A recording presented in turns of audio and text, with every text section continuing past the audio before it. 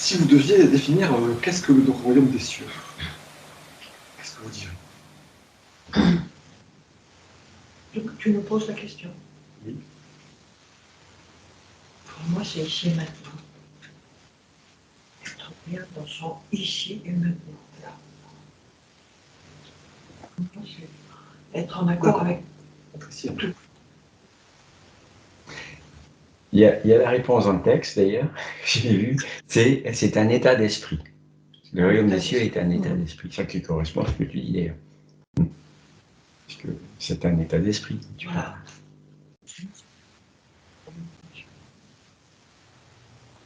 C'est un état d'esprit. Vas-y, vas-y. De joie, de plénitude, de bonheur. Parce qu'il y a que ça, un état d'esprit, ça peut être de joie, Oui, de plénitude, de bonheur, d'amour, de paix.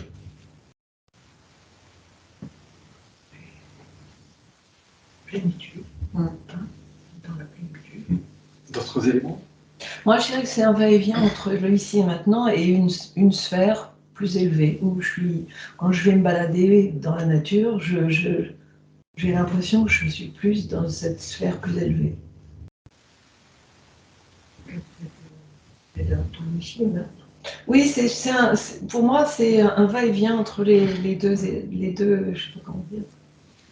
Les deux dimensions. Ouais, les deux dimensions. D'autres réponses? Suggestions? Pour moi, c'est l'harmonie, la protection, la confiance en la vie. Et puis, c'est ce qu'on avait lu dans, je crois que c'est la lettre 9, c'est la guérison. Tu sais que tu peux traverser des situations difficiles, tu as confiance, tu sais que tu peux demander de l'aide et qu'elle te sera donnée, tu sais que tu vas toujours avoir la satisfaction de tes besoins, tu sais que c'est l'expérience augmentée en permanence de l'aller-retour, là, comme dit Annie. Hein. C'est l'expérience augmentée tout le temps de l'aller-retour entre la conscience divine et l'expérience humaine qu'on est sur Terre, le royaume des cieux sur Terre. Quoi. C'est un état d'être en permanence dans la joie, et dans cet amour inconditionnel qui est de distribuer partout où on est. Il n'y a rien à se poser comme question. Il y a juste à être.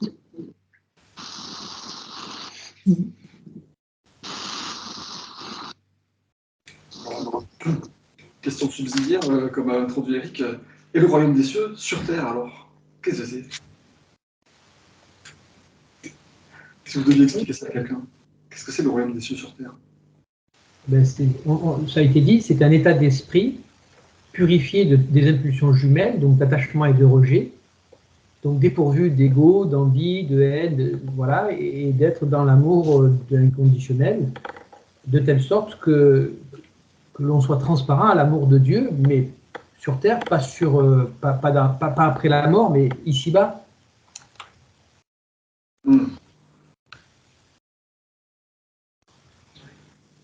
D'autres suggestions? Moi, je me répète, c'était ici et maintenant, en conscience avec... Mais d'accord, il y a le royaume des cieux, c'est un truc. C'est d'être dedans, quoi. Il y a le royaume des cieux, c'est ce dont tu as parlé. Mais après, le royaume des cieux sur Terre. S'il y a deux mots en plus, c'est pas parce que c'est... Qu'il soit incarné. Moi, je dirais que c'est être branché en permanence avec sa part de présence divine en moi-même. De déité. Il y a une connexion qui reste permanente. De ne pas la perdre, quoi que ce qui m'arrive ou avec quoi j'ai en face de moi, qui ou quoi.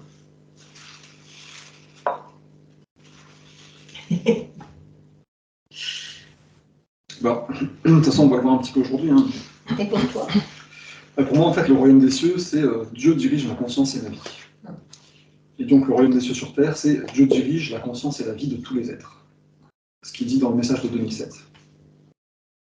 Le royaume des cieux, c'est un état d'esprit où Dieu dirige ma vie, en fait. Je renonce à ma volonté propre et je demande à la conscience divine de diriger mes pensées, mes actes. Et le royaume des cieux sur Terre, c'est pareil à l'échelle mondiale. il n'y a plus de problèmes climatiques, il n'y a plus de parasites dans les récoltes, tous les habitants sont éclairés et tous les gens partagent cet amour divin pour tous les êtres. C'est l'état mondial qui résulte de cet état d'esprit.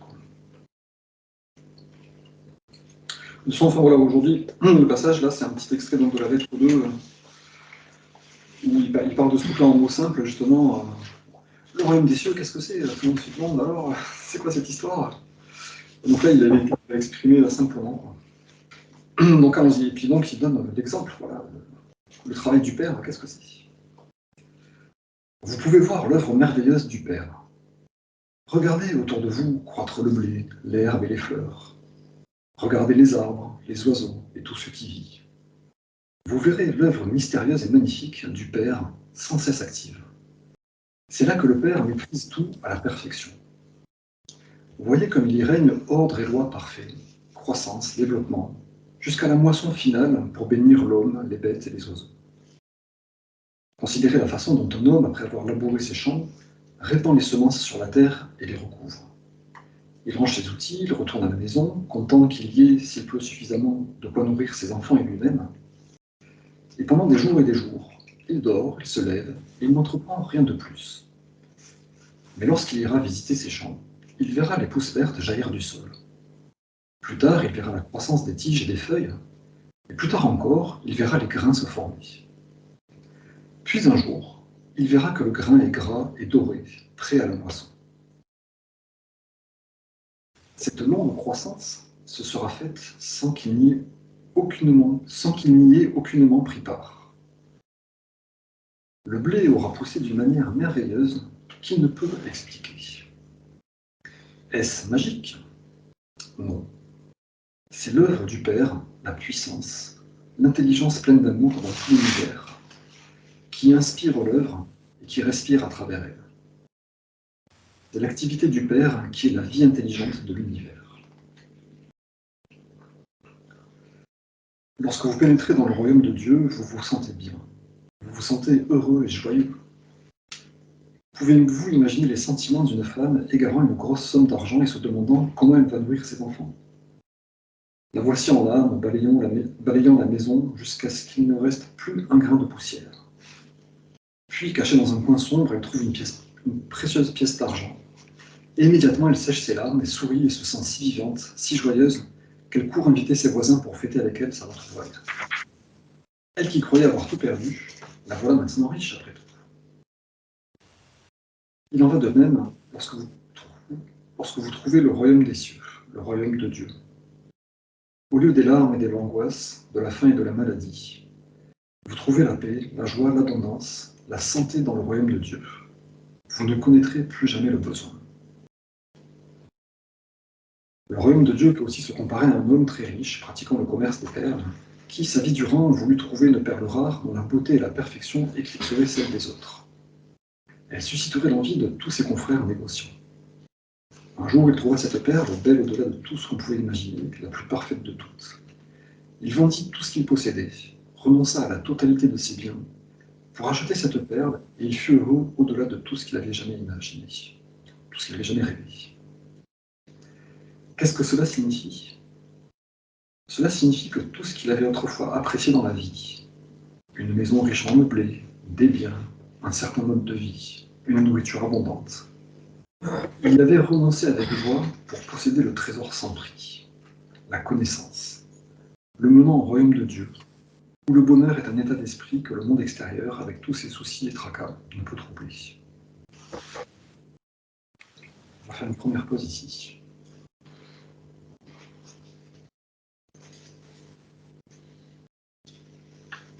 Donc là, la première partie décrit l'œuvre du Père, qui fait pousser le grain, le blé, sans qu'on y prenne part. C'est automatique. Ça a l'air magique, mais non, c'est l'œuvre de cet amour, de cette intelligence.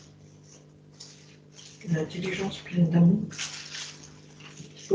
Dans la première parabole, il parle de cette femme qui se rend compte finalement que c'est après avoir nettoyé toute sa maison qu'elle trouve ce qu'elle croyait avoir perdu et qui était en elle en fait, qui était chez elle.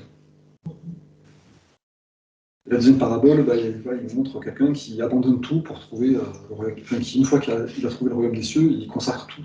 il abandonne tout ce qui lui plaisait avant, toutes ses anciennes sécurités, tous ses biens, il se consacre qu'à ça. Il est heureux au-delà de tout ce qu'il pouvait imaginer avant.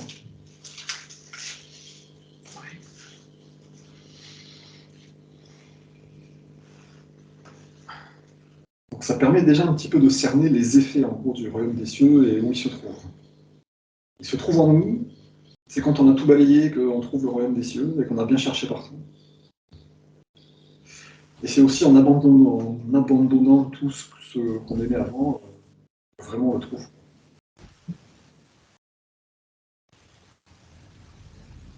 Et c'est constitué donc de cette œuvre de l'amour du Père qui fait croître les grains.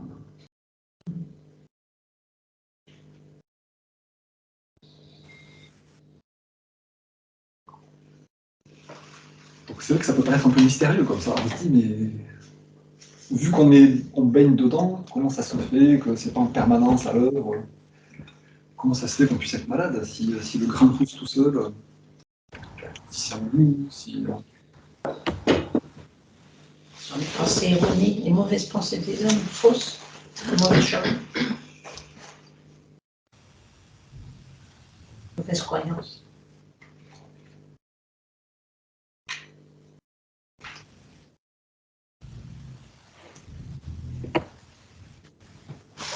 Mais déjà, voilà, ça permet un peu de cerner la façon dont on atteindre cette chose-là. Ce royaume des cieux, ce fameux royaume des cieux.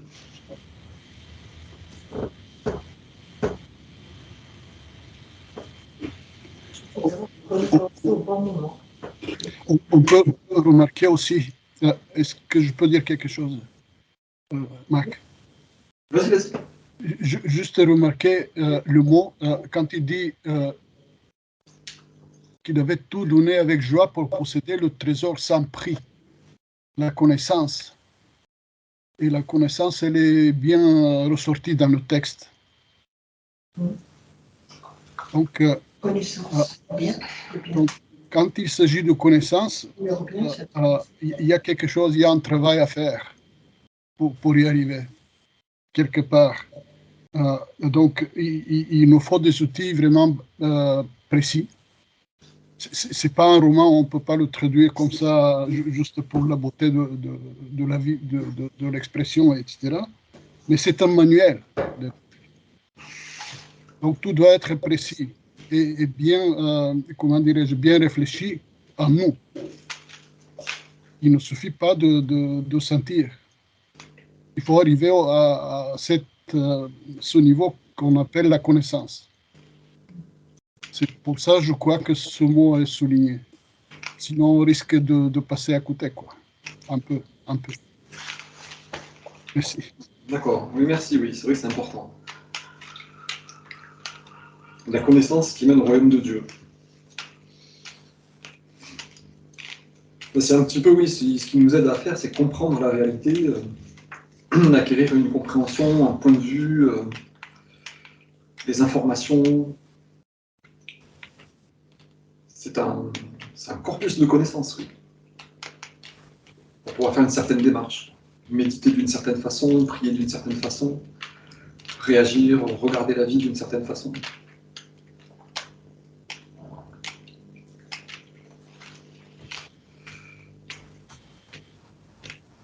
L'autre jour, j'étais à une conférence de scientifiques, c'était un niveau intéressant, mais je me disais, quel dommage qu'en plus, je sentais qu'il n'y avait pas cette connaissance, justement là, et que s'il en avait été imprégné ou s'il pratiquait ça, le débat et le message auraient été encore bien plus intéressants. En fait, la connaissance, pour moi aussi, c'est beaucoup de l'expérience. C'est des choses qu'on a acquis une fois, deux fois, trois fois, enfin que ça se répète, et qui devient connaissance et assimilé à l'expérience. Pour moi, l'expérience des autres m'a fait grandir, et après, évidemment, ma propre expérience, ça m'a permis d'expérimenter, et puis après de grandir. Et parfois... C'est ce qui différencie peut-être la croyance de la connaissance. La croyance, on est sûr que c'est vrai, mais on n'a peut-être pas expérimenté vraiment. Voilà, c'est l'expérience. La connaissance, on a expérimenté. On sait que c'est vrai vraiment d'expérience. C'est vrai. C'est ça. C'est le savoir, mais plus l'expérience. D'où l'importance de pratiquer. Hein, c'est vrai, prier, voilà, même pour des petites choses, réparer la télé, pour des coups de fil, un truc à écrire. Et quand on voit que ça marche, c'est que ça encourage. Ouais. Donc si vous voulez, on peut juste se dire un petit peu le petit passage d'après. Il y a juste le paragraphe en soi, en fait. Le royaume de Dieu est en vous, et vous entrez dans le royaume de Dieu, lorsque vous réalisez pleinement que le Père est en tout temps actif en vous. C'est un état d'esprit, de perception et de compréhension, que la réalité qui réside derrière et en toute chose visible est le Père.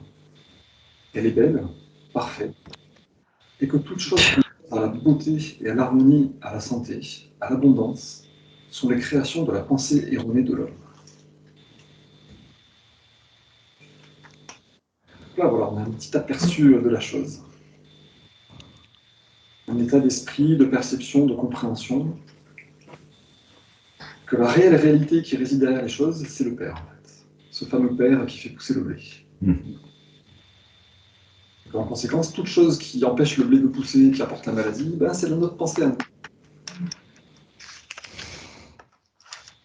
Ce paragraphe résume bien tout le royaume des cieux, le royaume de Dieu.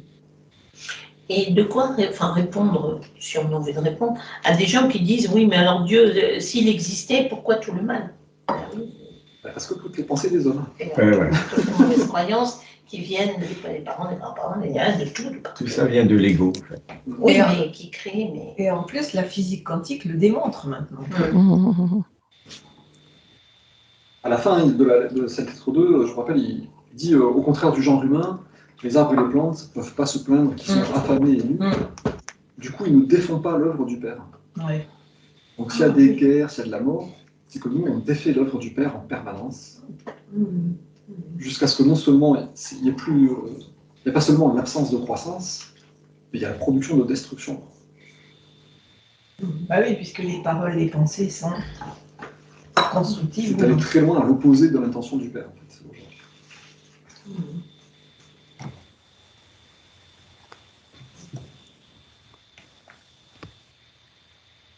Donc ça, c'est un paragraphe, hein, comme tu dis, important qui résume tout, et ça permet de comprendre le but. Quoi. Un état d'esprit, de perception, de compréhension. Perso, moi, c'est ce que j'utilise beaucoup, c'est ce qui m'a interpellée quand les premières fois que j'ai commencé à semer, j'étais émerveillée. Et quand je parle des enfants, je leur parle de Dieu, comme ça, en disant, tu vois, et je leur explique exactement ça, c'est curieux. Donc, voilà. Ça fonctionne bien, hein, parce que c'est que les gens se disent, bah oui, c'est vrai, bon. Ouais, ils voient, et c'est voilà, ma façon de leur parler de Dieu.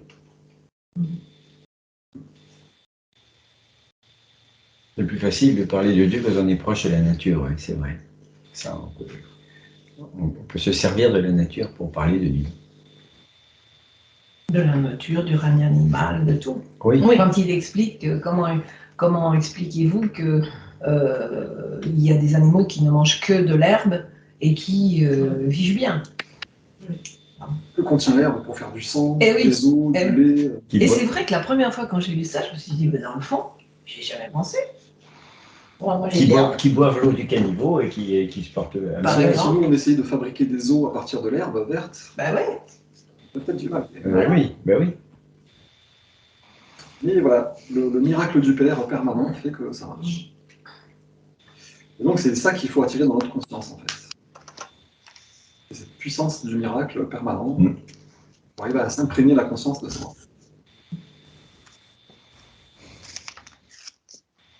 On imprègne notre perception, notre compréhension. Comprendre que c'est ça qui est derrière toute chose sans exception. Et c'est pour ça qu'il est important, je pense, de mettre, en fait, en résumé, de mettre le Père à toutes les sauces, c'est-à-dire dans la vie de tous les jours pour des petites choses. Parce que ça entretient cette relation avec le Père.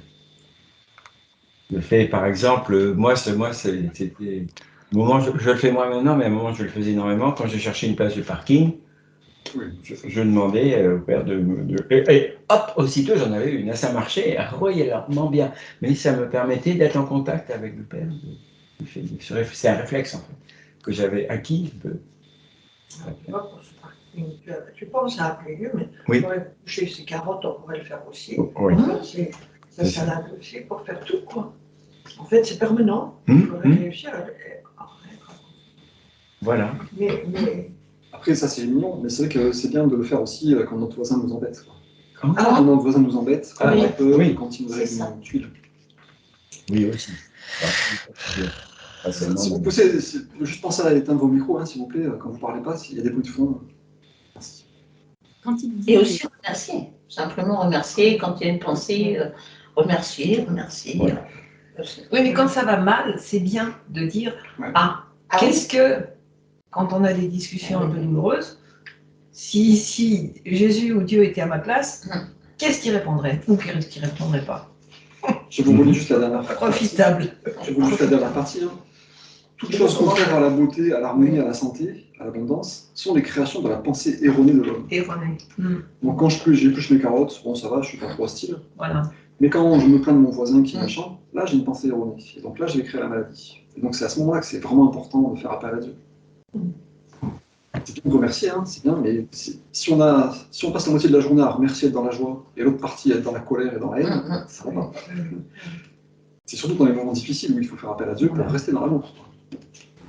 quand il dit derrière, en toute chose, derrière et en toute chose visible. C'est très abstrait, le fait que ce soit derrière.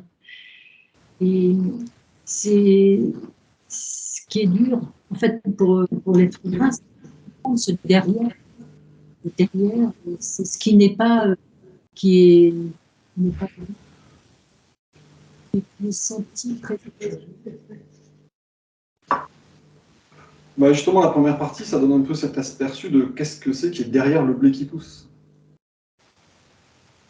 Les scientifiques disent, bon voilà, c'est des molécules, c'est automatique, c'est comme une horloge. Ils disent, bon, c'est l'œuvre du Père qui a derrière le blé qui pousse. Donc derrière et en toute chose, c'est un peu ce truc-là, c'est en gros, comment dire, en fait, à l'intérieur de nos corps physiques, il y a le Père qui est à l'œuvre. Derrière l'apparence de la chair, il y a l'œuvre de la conscience. Il y a les apparences physiques, mais en fait, c'est de la conscience rendue visible. Donc, il y a la matière qui nous cache un peu la conscience qu'il y a derrière. Quoi. Et en toute chose aussi, parce que tous les êtres sont un petit morceau de la conscience divine aussi, au plus profond d'eux-mêmes. C'est juste pour, comme il dit, hein, arrêtez de croire que votre monde est solide. Derrière l'apparence du solide, en fait, il y a la conscience. Quoi. Alors, la science commence à revenir à ça, parce qu'en fait, le monde d'aujourd'hui, il est moins spirituel que le monde d'autrefois. Avant, les gens se tournaient beaucoup plus vers Dieu parce qu'ils n'avaient aucune autre explication que le grain de blé qui pousse à l'époque. Il n'y avait pas de scientifique pour expliquer qu'il y avait des molécules, etc. Donc, ils disaient, c'est l'œuvre de Dieu, plus facilement qu'aujourd'hui, où justement le scientifique est arrivé pour dire, non, mais c'est parce qu'il y a des molécules qui se développent, etc., etc. Et avec la science, la nouvelle science quantique, il y a un retour justement à cette conscience qui est derrière toute chose. C'est un petit retour, je pense, moi, du monde scientifique vers la spiritualité. Avant, quand même, ils croyaient que Dieu créait de loin. Dieu est assis sur le nuage, il donne des ordres et les trucs obéissent. La lettre du Christ, c'est pas ça. Enfin, la compréhension qu'il en a, c'est Dieu est à l'intérieur de toute chose. Quoi. Donc par rapport à la secte, tu as raison, avant c'était beaucoup plus spirituel, mais d'une façon un peu erronée. Oui, c'est sûr. C'était Oui, pas pas la même essentiel, il y avait des... Là, la physique quantique, ça reconnecte avec ce truc-là. En fait, la matière est un peu intelligente, on dirait. Donc ça ramène ce truc-là. Ce qui est derrière, c'est la foi, c'est la certitude. C'est une question. Hein. Non, ce qui est derrière, c'est le travail du Père. Oui, c'est le travail du Père. C'est l'inverse du doute. Non, mais ça, c'est dans notre conscience à nous. Ça n'a rien à voir avec le Père, en fait. Le Père, il n'a pas la foi, en fait. Enfin, quand il dit l'Esprit Dieu est le créateur et la substance de toute chose rendue visible, c'est ça qu'il y a derrière toute chose rendue visible, l'Esprit Dieu. Après, nous, on se rajoute par-dessus, mais le blé qui pousse, comme il dit, enfin voilà, si vous avez la foi comme un grain de moutarde qui a la foi, c'est un moutardier. Je ne sais pas si tu parles de cette foi-là, mais en tout cas, c'est ça le truc à bien comprendre, c'est qu'en fait, comment dire, il y a un esprit universel tout puissant et tout intelligent qui crée les choses. Nous, on vient jouer dans cet espace-là, mais on met le carreau avec nos pensées qui vont à l'inverse de son intention. C'est important de comprendre que nous, voilà, on se bat, on se critique, on s'inquiète, on a peur, mais la réalité de l'existence, c'est pas ça en fait. Derrière les épreuves, derrière la maladie, derrière le blé qui pousse, il y a un truc qui est très très aimant, très très intelligent.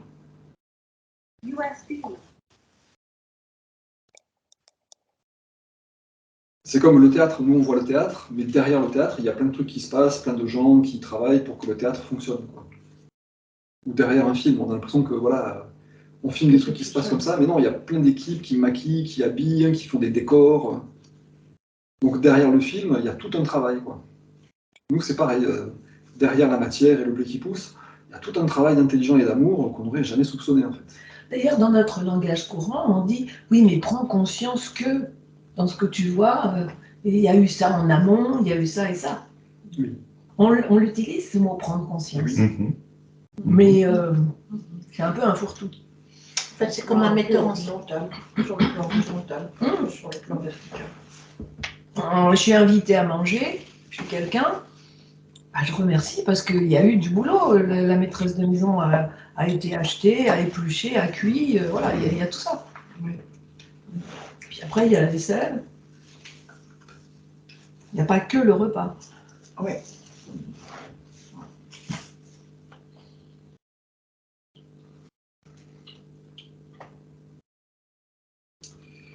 Donc si vous voulez, on va lire la deuxième partie à la fin là, de ce passage, et on reviendra un peu sur certains points, parce que c'est quand même très riche aussi. Hein. Donc maintenant qu'il nous a expliqué voilà, rapidement ce que c'est le royaume de Dieu, pourquoi on n'y est pas tous en permanence? Comme je suis attristé de vous voir souffrir, mais vous cesserez de souffrir si vous écoutez mes paroles. Je dois cependant vous avertir que la voie qui mène au royaume des cieux est difficile à suivre, parce qu'elle signifie en premier lieu que vous devez vous confronter à votre ego. Et pourquoi devez-vous vous confronter à votre ego? Parce que c'est de votre désir de protéger et de promouvoir votre bien personnel que naissent toutes vos pensées, paroles et actions égoïstes. Ça aussi, c'est quand même une sacrée clé, en fait. Notre ego, il veut notre bien personnel, il veut nous protéger, il s'inquiète pour les choses. Et c'est juste de ce mécanisme-là de l'ego que proviennent toutes nos erreurs, en fait. Et tout le mal qui existe dans le monde. En conséquence, tout le mal. Tu as double tranchant, hein. Et toutes les pensées, toutes les actions erronées, toutes ces critiques, viennent de notre désir de protéger, de promouvoir notre bien personnel. Notre volonté propre, comme il y a d'autres endroits, abandonner votre volonté propre. C'est un peu ce truc-là.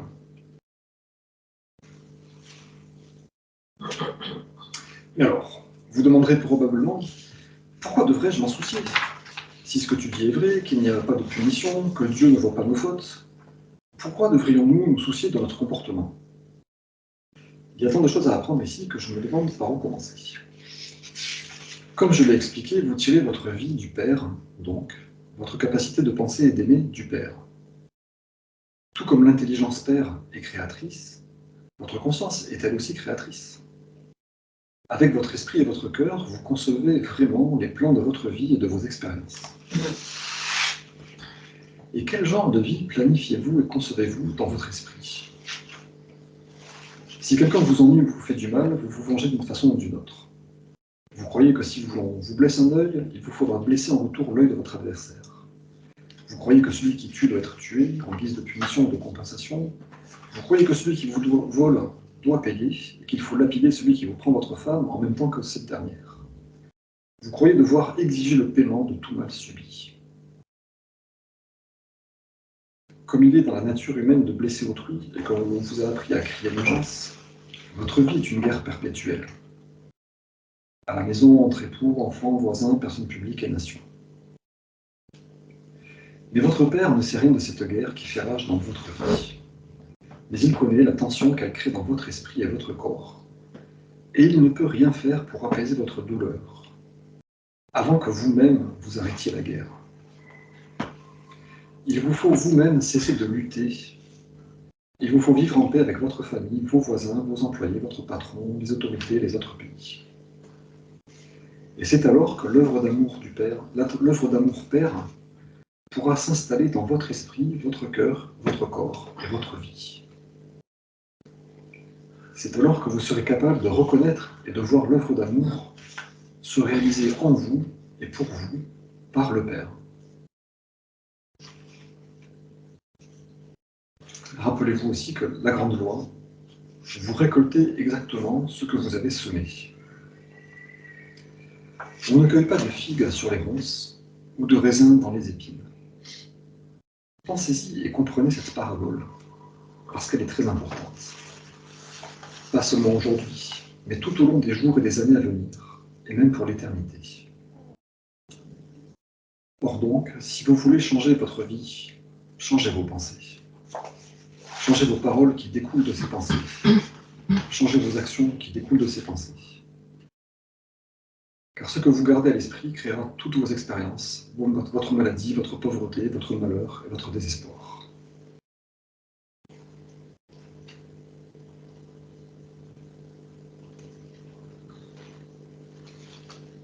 Pour moi, ça a été le message principal que j'ai retenu quand j'ai lu pour la première fois le livre.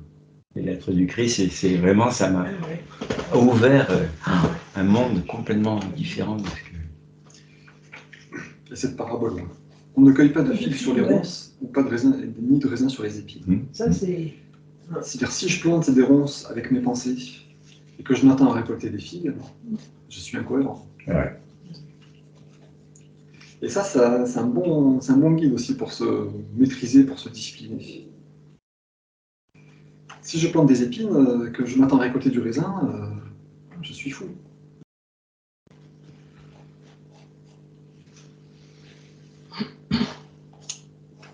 D'où le truc, voilà, il vous faut vous-même cesser de lutter, et il vous faut vivre en paix vous-même avec votre famille, vos voisins, vos employés. Et c'est alors que l'œuvre d'amour Père pourra s'installer dans votre esprit, votre cœur et votre corps et votre vie.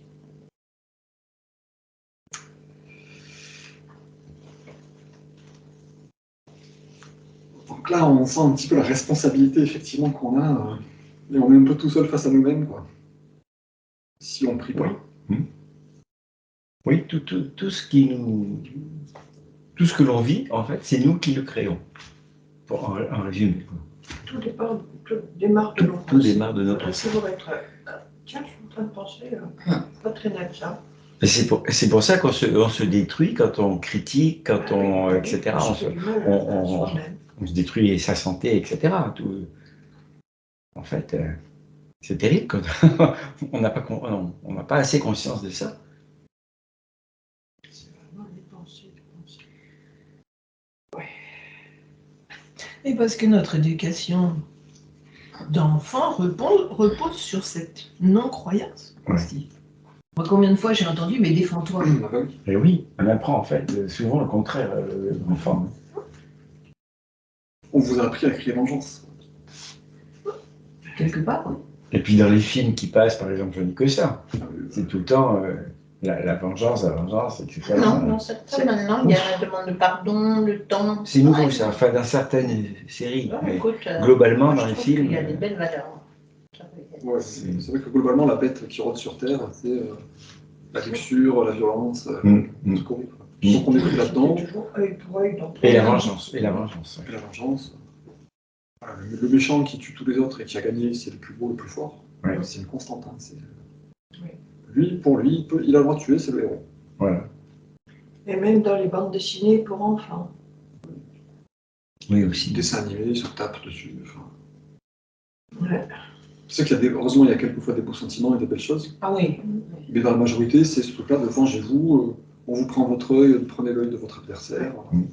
Ah, bon, faut choisir, mais il y a vraiment de belles choses. Et donc nous, on est censé voilà, surmonter totalement ces trucs-là.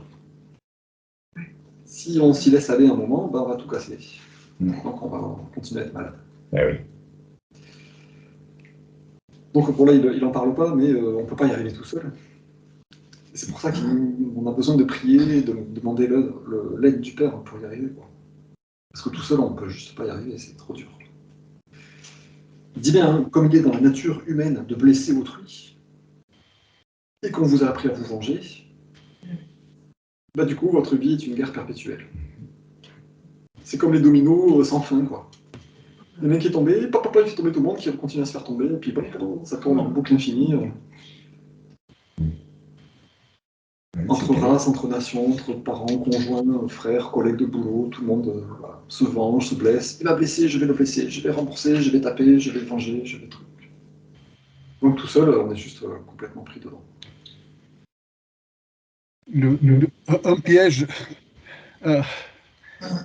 terrible, on voit ici, se trouve dans cette idée, nous avons dit tout à l'heure, dès le plus jeune enfance, on nous fait présenter la vie un petit peu comme le bon et le méchant. Le bon gagne toujours, mais le bon, comment dirais-je, se bagarre, tue ou force le méchant. Eh oui. Donc c'est la guerre permanente. On est dans la position du bon, ok, mais on apprend que le bon doit se battre pour vaincre le méchant. Et dès qu'on rentre dans ce piège-là, c'est très difficile après. Et en plus, on est sous l'influence de tous ceux qui peuvent nous persuader qu'on est les bons. Et les autres sont les méchants. Et par la suite, vous savez ce qui se passe. Donc c'est terrible, ça. Christ vient un petit peu à changer ça, mais c'est très très difficile. Parce que à la base, on est formé. C'est les modèles de pensée, les schémas de pensée, par exemple. Dès le plus jeune enfance.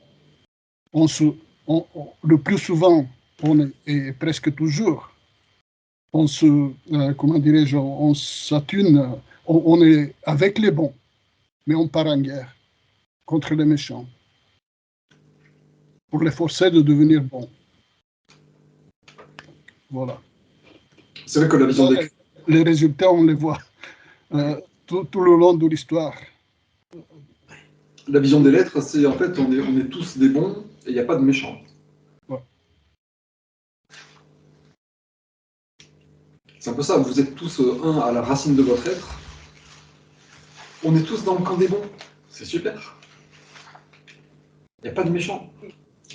Si quelqu'un nous fait du mal, c'est juste une erreur qu'il faut pardonner, corriger, aider à changer. Il ne faut surtout pas se battre. On est tous dans le même camp des bons. Je dis que si tu veux, le langage, il s'entend d'un point de vue, je dirais, du discours, mais la réalité est beaucoup plus subtile et compliquée. Le positionnement entre accepter et dire son opposition, elle est ténue. C'est pas parce que on ne doit pas réagir, qu'on ne veut pas dire, qu'on ne peut pas expliquer, qu'on ne peut pas, comment dirais-je, refuser de certains choix.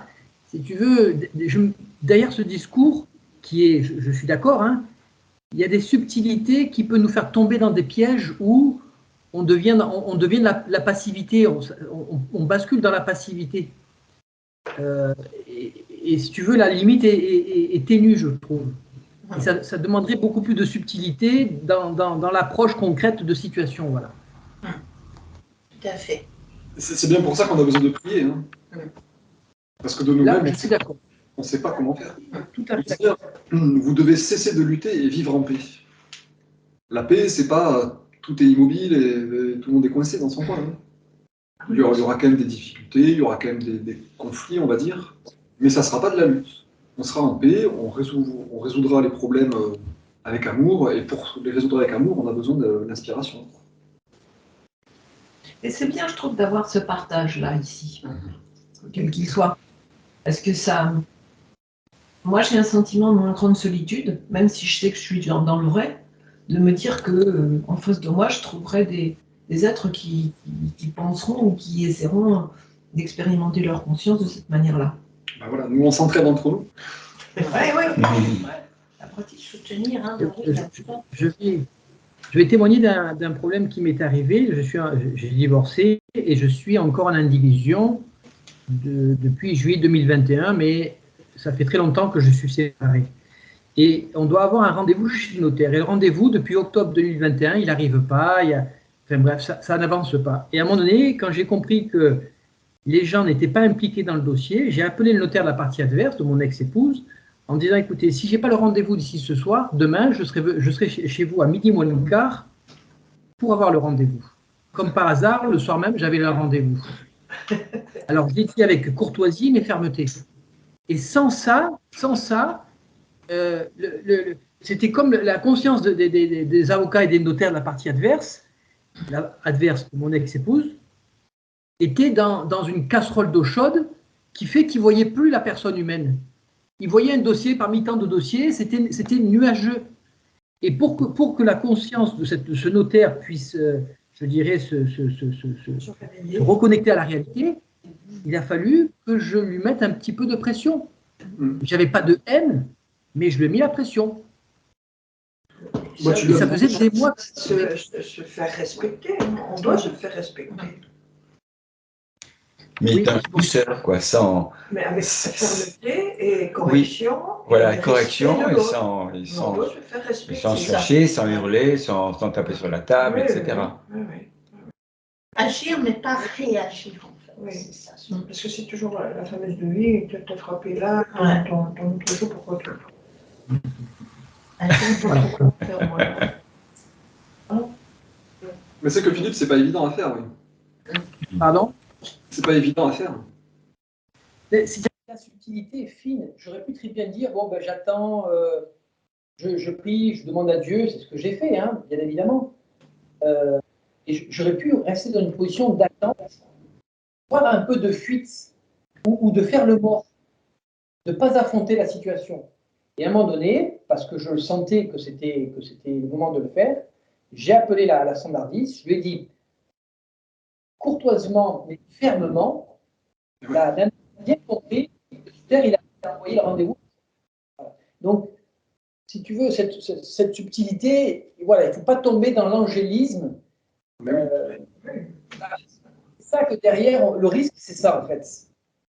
La fermeté, c'est pas de l'agressivité. Hein.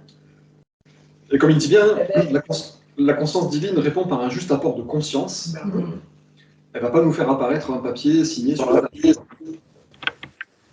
Donc cet apport de conscience, à un moment aussi dit ayez du courage, priez pour avoir du courage. Ah oui.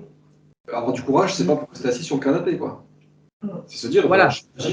Je vais agir de façon inspirée, avec amour, je vais oser aller me confronter, je vais oser aller demander. Mais dans le discours, le discours qu'on entend très, dans certains cas, c'est de dire non, tout le monde est amour, tout le monde est beau, tout le monde est gentil. Le type, il te court après pour c'est pas tout le temps. Ça, c'est un risque en fait. Oui. Voilà. C'est un risque de confusion qui est très fréquent. Oui. C'est vrai que c'est très répandu dans le New Age. Hein. Dans le New Age, il y a souvent une phrase qui revient, qui m'énerve profondément, mais je ne devrais pas m'énerver. Qui est « tout est parfait ». Ah oui. Tout est parfait parce que Dieu fait tout. Donc Dieu agit à travers les gens. Donc tous les gens sont divins, donc tous les gens ont raison de faire ce qu'ils font.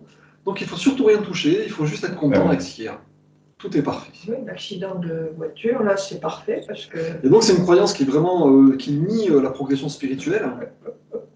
Parce que c'est juste, en gros, ben, soyons comme des algues dans le courant, laissons-nous porter par la vie, comme des algues et des mollusques, qui, voilà, hop. Et donc, il y a bien ce proverbe chinois qui a raison, hein, qui dit « Seuls les poissons morts suivent le sens du courant ». Ah, je ne la connaissais pas, celle-là. Donc voilà, c'est normal de faire la guerre. Hein. Le genre humain, c'est dans sa nature de blesser. On vous a appris à vous venger. Donc le discours du New Age, c'est mais c'est normal, venge-toi. Si tu as cette impulsion, c'est Dieu à travers toi qui veut que tu te venges. Venge-toi, vas-y. Tu n'as pas envie d'aider ton voisin, c'est Dieu à travers toi qui veut que tu n'aies pas envie. Ne fais rien, reste sur ton canapé. Eh ben non. Il faut avoir le courage de suivre l'amour en nous, quoi. C'est ça la vraie démarche spirituelle, c'est se dire, ben, je vais suivre l'amour, voilà. Je ne vais pas laisser traîner ce rendez-vous parce que je sens que moi, ça m'énerve, mon être humain. Donc je vais prendre soin de mon être humain, je vais prier pour avoir le courage d'aller satisfaire mes besoins. Quoi. Et donc le courage d'appeler de façon ferme, de dire, voilà, ben moi j'ai ce besoin, c'est important pour moi, donc on va le satisfaire ensemble. Je ne vous rentre pas dans le bar et je ne vous envoie pas une grenade dans la boîte aux lettres, mais voilà, je vous demande suffisamment sérieusement de le prendre en compte. Quoi. Et c'est que si on a l'inspiration pour parler avec amour, ben, les gens répondent avec amour en fait. C'est ça, voilà, je crois que c'est ça. Dans la forme. La forme est importante, il faut demander de l'aide. De ce point de vue-là, oui. Moi, j'ai l'occasion de l'expérimenter plusieurs fois avec des gens qui, voilà, soit viennent me consulter, soit que je rencontre, qui sont vraiment désagréables. Et en restant dans la prière, de dire, ok, on est tous un à la racine de notre être, donc je vais parler à cet être de façon aimante. Mais au bout d'un moment, il se calme, il devient gentil. Et là, pareil, tu te dis, mais... Il y a deux phrases dans la lettre 9 qui sont très importantes dans ce, me paraissent très importantes de cette optique de nos relations avec les autres. Qu'est-ce qu'il y a à faire, à dire ou ne pas faire et ne pas dire. Il dit, je lis, tout en respectant les valeurs universelles de parfaite honnêteté, de travail consciencieux, de bonne volonté envers les autres et d'aide aux économiquement faibles, tout être a le droit d'exiger que ces valeurs aient la priorité sur toute autre considération de convenance dans le groupe, l'entreprise communautaire ou l'action nationale. Vous avez aussi parfaitement le droit de dire le fait que vous avez que vous faites le comportement humiliant envers vous si vous avez conscience d'en avoir besoin. C'est extrêmement clair et précis. Ça ne fait pas de nous des moutons. Oui. Le contraire. C'est probablement, il continue, que votre honnêteté et votre sollicitude pourraient être nécessaires pour résoudre ou clarifier une certaine situation pour le bien de tous. Donc, ça me paraît assez, comment dirais-je, on est assez impliqué dans notre vie, non seulement responsable de nous, mais on peut agir. Il nous explique comment, avec tout ce qui nous entoure.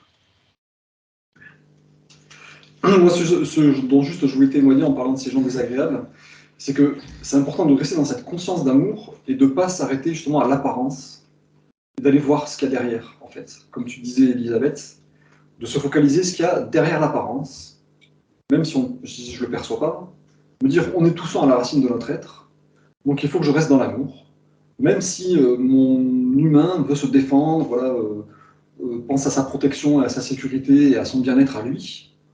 Se dire non, je ne vais pas me défendre contre cette personne désagréable, je vais rester dans l'amour. Et je ne focalise plus du tout sur cette envie de me défendre. Et c'est pour ça qu'il faut prier pour avoir du courage. Et donc on peut faire comme Philippe qui va se confronter. C'est se dire non, je choisis de ne pas être de rester dans l'amour. Je choisis l'amour en fait. Et je me discipline pour surtout pas focaliser sur il me parle mal, il est agressif, il est stressé, il vient m'embêter. Non. Le tout, c'est de délimiter sa part active. De savoir jusqu'où on peut aller en se disant ne fais pas aux autres ce que tu ne voudrais pas qu'on te fasse à toi-même. C'est là le point de bascule, tu vois. Et c'est à ce moment-là qu'il faut prier pour demander de l'aide. Mm. Aide-moi à rester calme, gentil, poli. Faut pas que ce soit de la mélasse sur de la mélasse, quoi. Et oui. Je pense que c'est aussi la certitude que Dieu est en nous, c'est d'avoir cette confiance, de cette dignité-là. Car quand on n'a pas cette confiance, eh bien, on n'ose pas agir. Mais c'est vraiment cette confiance, cette certitude que nous sommes guidés par la conscience divine. C'est pour ça, c'est vrai que c'est bien de les relire plein de fois, les lettres, et de méditer dessus. Je vous relis juste un petit passage en gras, là. Comme je l'ai expliqué, vous tirez votre vie du Père, donc votre capacité de penser et d'aimer du Père. Tout comme une intelligence Père est créatrice, votre conscience est elle aussi créatrice. Avec votre esprit et votre cœur, vous concevez vraiment les plans de votre vie et de vos expériences. Donc il faut vraiment avoir confiance que notre propre intelligence et notre propre amour, on les tire du Père en nous. Et pas se dire, non mais moi je suis comme petit individu, coupé du reste. Toutes les bonnes idées, tous les bons sentiments, en fait ils viennent directement de Dieu. Donc on les expérimente tous les jours, mais de façon involontaire. Il faut juste le faire tout le temps, de façon volontaire. Je vais tirer le côté le plus aimable et le plus intelligent que j'ai en moi, de Dieu, et je vais le tirer tout le temps.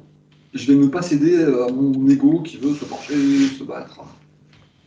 Je vais complètement refuser mon ego et dire, si, tous ces trucs que j'ai déjà expérimentés, l'intelligence et l'amour, je vais essayer de les puiser au maximum en permanence, quoi. Et surtout quand ça blesse, quoi.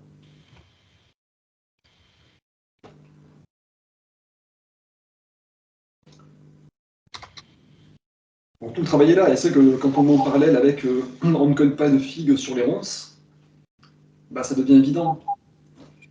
Si avec la personne désagréable, je commence à réagir de façon désagréable, ça va jamais changer, quoi.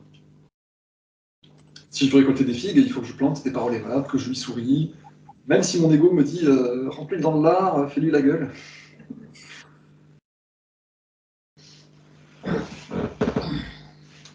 Et donc, pour arriver à ça, on a juste besoin de prier, en fait. Et d'avoir la foi, bien sûr, que ça marche.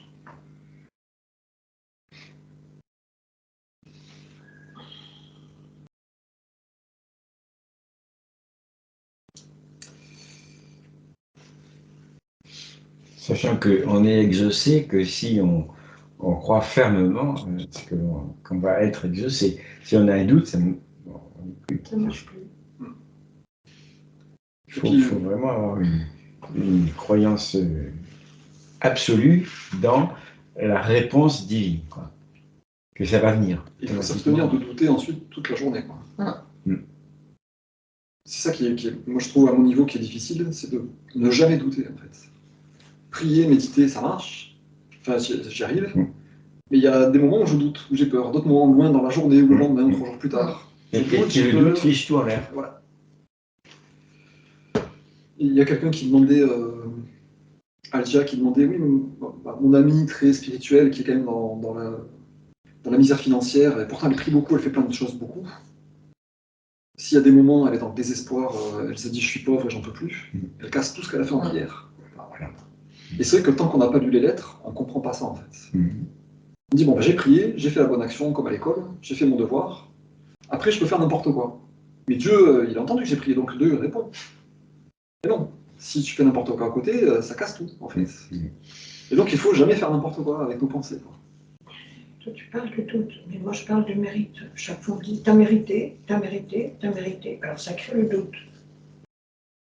Est-ce que j'ai mérité de recevoir ça? Est-ce que j'ai mérité de... Est-ce que j'ai mérité? Voilà. Comme ça, c'est l'ancienne image de Dieu qui punit et qui récompense. Ouais. Ah bah oui. Ouais. Ça, il faut arriver à s'en défaire. Ouais. Comme il dit, hein, le Père fait tout, mais c'est nos pensées et nos actions contraires à la beauté, à la bonté, et contraires au Père qui créent toute la maladie, en fait. On n'a rien à faire pour mériter, quoi. Il faut juste arrêter de casser. Mais je pense qu'on a cette chance et d'avoir les lettres et d'avoir aussi la physique quantique, parce que la physique quantique l'explique. Un regard dans une pièce va changer les particules de l'atmosphère de la pièce. Donc on a de la chance que la science vient. Enfin, est-ce qu'on a besoin de la science pour se rendre compte que... Ça l'a confirmé. Voilà. On a besoin de prendre conscience. Les êtres qui vivaient je sais pas, au Moyen-Âge n'avaient pas ce rajout. En plus, il y avait le vieux discours de l'Église catholique ou de l'Église, des dogmes. Nous, on a quand même cette double chance, je dirais. Ouais. Et puis, comme il dit aussi à un autre endroit, tous les gens qui vont explorer le monde et qui font des merveilleuses photos de toutes les merveilles de la création, qui expliquent voilà, comment fonctionnent les cellules, tous les caméléons différents, les poissons complètement élaborés.